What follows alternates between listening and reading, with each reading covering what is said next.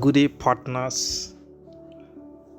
Today we're going to be looking at the first book of Samuel, chapter 14. I love the book of Samuel so much because Samuel is also my name, and it's such a powerful book, with powerful stories embedded in it.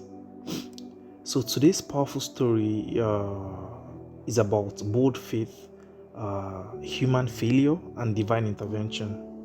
So we're not just talking about what happened in the ancient Israel, but we are relating this to Jesus Christ and our own walk with God today. So the first verse opens with a bold and almost reckless move by Jonathan, who happens to be the son of King Saul. So without telling his father, he takes his armor bearer and he climbs over to the Philippines station. So, and he had courageous words because he said something striking. He said, "Perhaps the Lord will act in our behalf. Nothing can hinder the Lord from saving, whether by many or by few."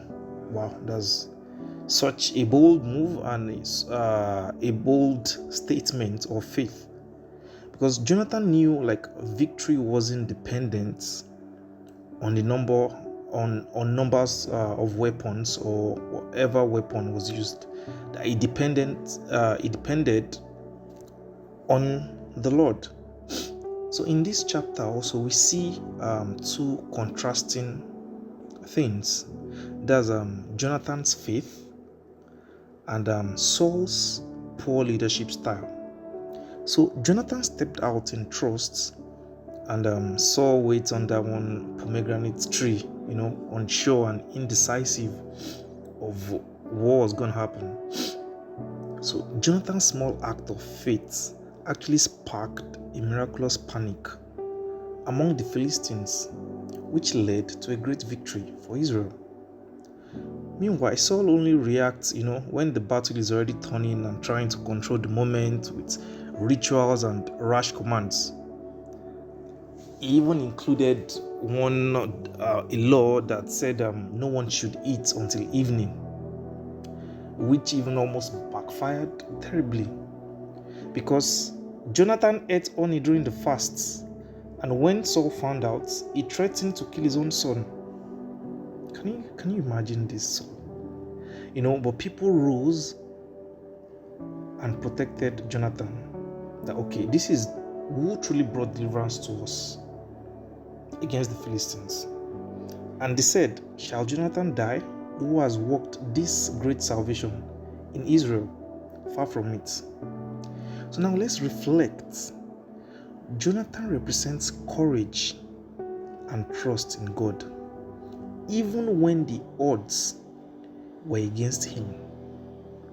Saul, on the other hand, he showed us what it looked like when you rely on rules, you rely on appearances and human strategy rather than God's heart.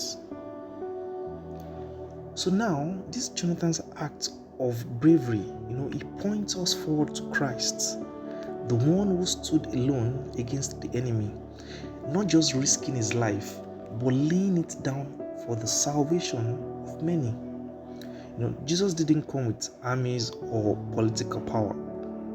Of course, he had armies in heaven, armies of angels in heaven that could have come down, but we're talking of when he was on earth. He didn't come with any army or political power.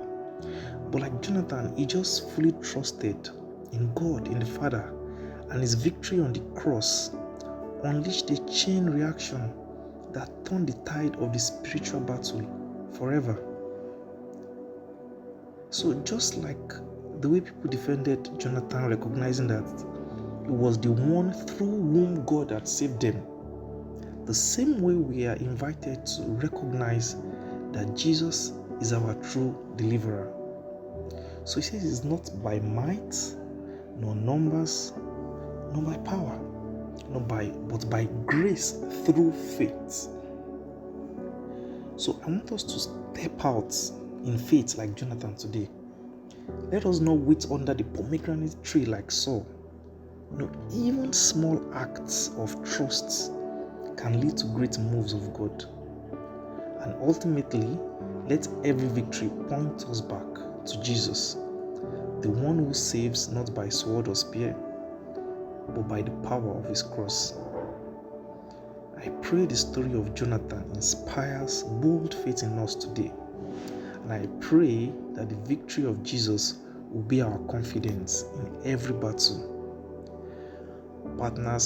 Fellow partners in the Holy Spirit, or fellow partners in fellowship with the Holy Spirit, I encourage us to, stay encouraged, if that works, and let's keep our eyes on the one who saves us. Thank you very much.